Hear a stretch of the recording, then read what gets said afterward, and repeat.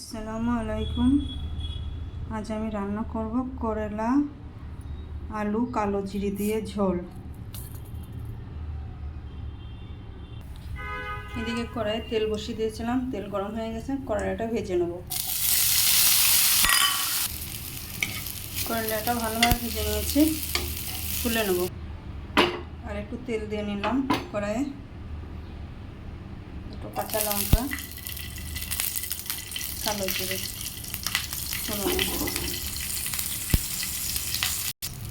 কালো জিরেটা ভালোভাবে ভেজে নিয়েছি। এর মধ্যে আলু দিয়ে দেবো। এসব রান্না সব আমার মায়ের হাতের রান্না। এখানে তার মা নেই, বোম্বে, নিজে নিজে করে খাচ্ছে এখন। আলুর মধ্যে একটু নুন দিয়ে দেবো, সামান্য একটু। আলুটা ভালোভাবে ভেজে নেব। আলুটা ভাজা ভাজা হয়ে গেছে, এর মধ্যে একটু হলুদ দিয়ে দেবো আর একটু লঙ্কার গুঁড়ো। আর কিছু লাগবে না এর মধ্যে।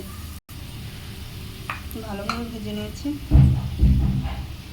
করলাটা দিয়ে দেবো। করলা আলু ভালোভাবে ভেজে নিয়েছি, অল্প একটু পানি দিয়ে দেবো। সেটা তো হয়ে গেছে, ঢাকা দিয়ে দেবো। আমার রান্না হয়ে গেছে। করলা আলুর ঝোল, ঝোলটা করিনি, মাখো মাখো করেছি আমি।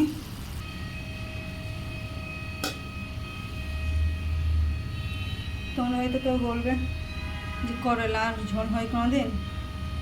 হয়, করলা দিয়ে অনেক রকম রান্না হয়, হয়তো আমরা জানি না এরকম রান্না। এটা একদিন করে কেউ খাবে, খেয়ে বলবে।